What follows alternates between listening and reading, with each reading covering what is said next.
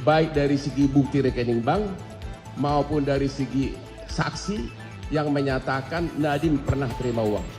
Tidak ada. Saya mewakili kantor pengacara Hotman Paris dan asisten saya bernama Hana, pengacara Hana. Satu lagi tim kuasa hukum terpisah dari kantor pengacara Dodi. Nama lengkap Andreas Timothy dari MRP.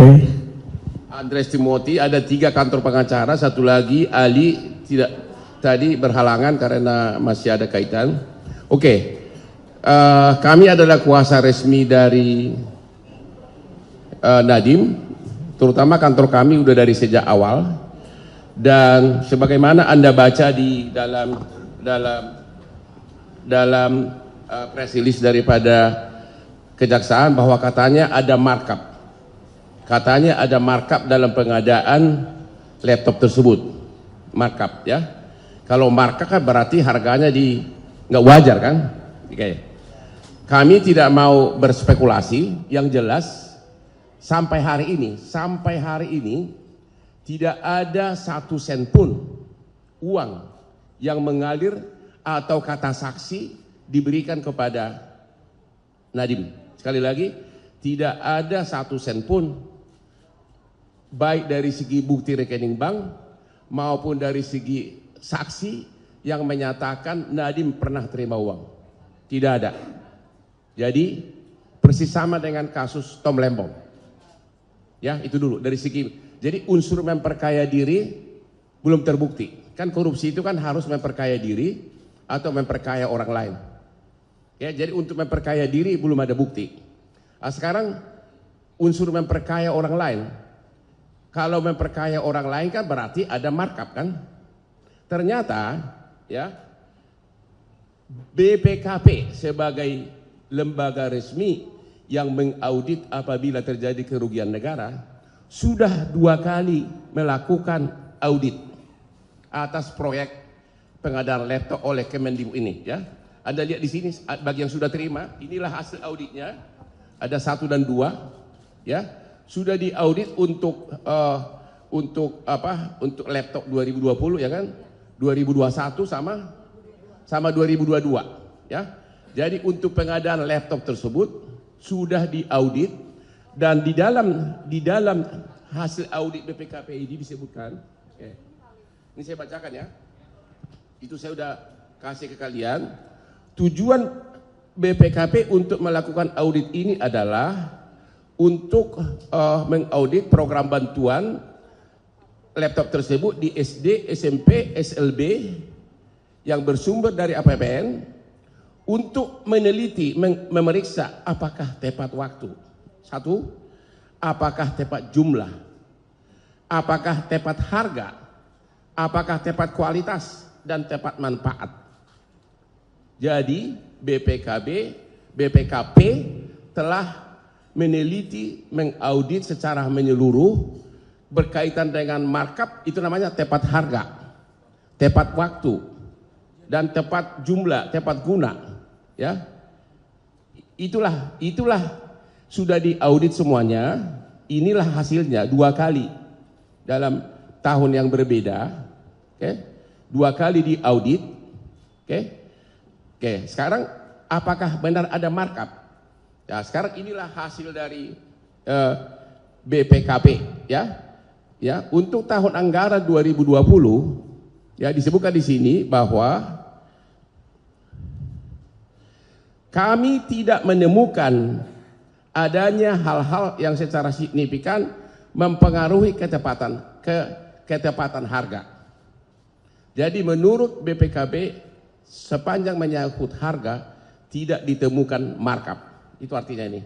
Kami tidak menemukan adanya hal-hal yang secara signifikan mempengaruhi ketepatan harga. Jadi hasil audit BPKB itu 2 kali seperti itu, ya, termasuk untuk tahun 2021, 2021 sama 2022. Bayangkan coba, BPKP mengatakan dari segi harga tidak ada hal-hal yang mencurigakan yang mempengaruhi ketepatan harga. Ya, itu bahasa tertulisnya. Berarti bahasa awamnya berarti tidak ada markup. Oke? Kemudian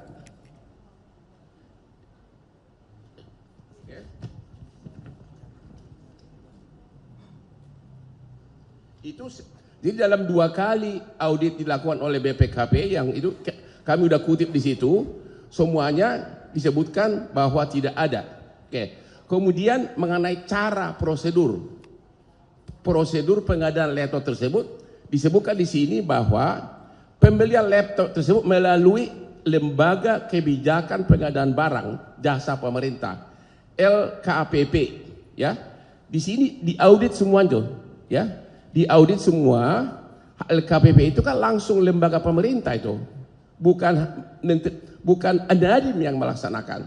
Di sini Anda bisa lihat di sini bahwa di dalam harga awal 6.499.000 per laptop di LKPP 6.499.000 itu yang untuk harga untuk pengadaan 2021-2022, dan setelah dinego hasilnya adalah 5.800.000. Jadi orang siapapun bisa membaca harga itu di LKPP, di e-katalog resmi diumumkan pada saat itu harganya berapa, dan setelah dinego berkurang berapa ini dari 6.499.000 menjadi 5.800.000, berkurang hampir 700.000. Cuma tiap jenis laptop memang berbeda-beda, tapi semuanya terjadi penurunan. Ini hasil audit dari BPKP. Inilah dasarnya BPKP mengatakan tidak ada hal-hal signifikan mengaruhi penentuan harga. Itu ada di auditnya, saya sudah kasih kesimpulan semua. Terus juga diuraikan di sini bahwa dicoba di halaman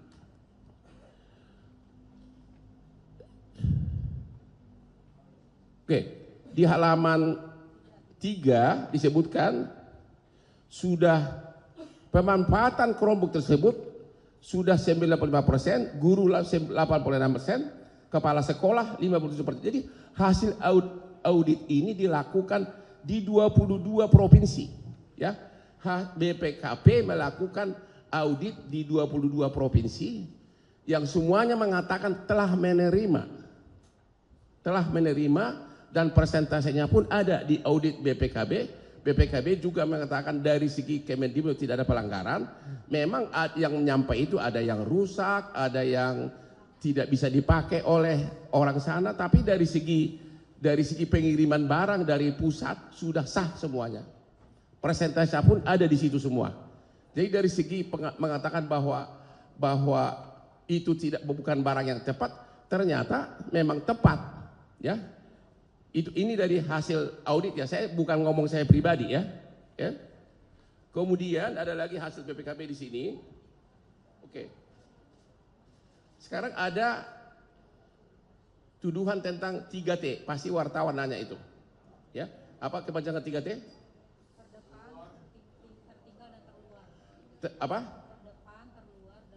Terdepan, tertinggal dan terluar. Ternyata pengadaan laptop itu tidak mencakup di sana, ya kan?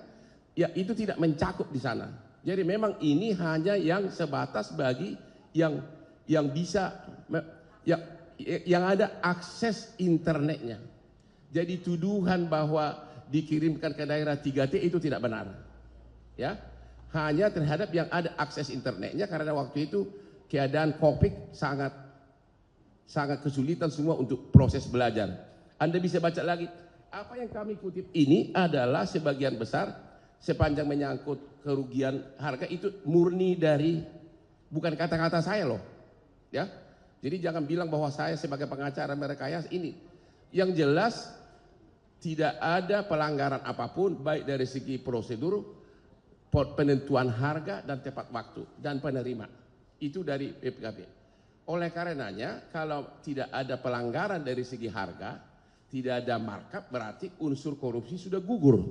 Karena tidak ada korupsi kalau tidak ada kerugian negara. Tidak ada kerugian negara kalau tidak ada markup. Ini BPKP loh. lembaga yang satu-satunya yang memang berhak memberikan opini apakah ada kerugian negara atau tidak. Nanti pun di pengadilan tanpa BPKB, tanpa ada surat audit dari BPKB tidak akan ada perkara korupsi. Itu ya. Jadi sepanjang menyangkut markup satu berapa? Triliun berapa? Sepanjang menyangkut markup 1,1 triliun tentang harga laptop itu sudah dijawab di sini, tidak ada. Itu bukan apa kata Hotman, itu yang tertulis, tidak ada hal yang mencurigakan dari segi penentuan harga. Ya, berarti sama sekali tidak ada di sini ada markup dan sebagainya. Itu satu ya. Oke.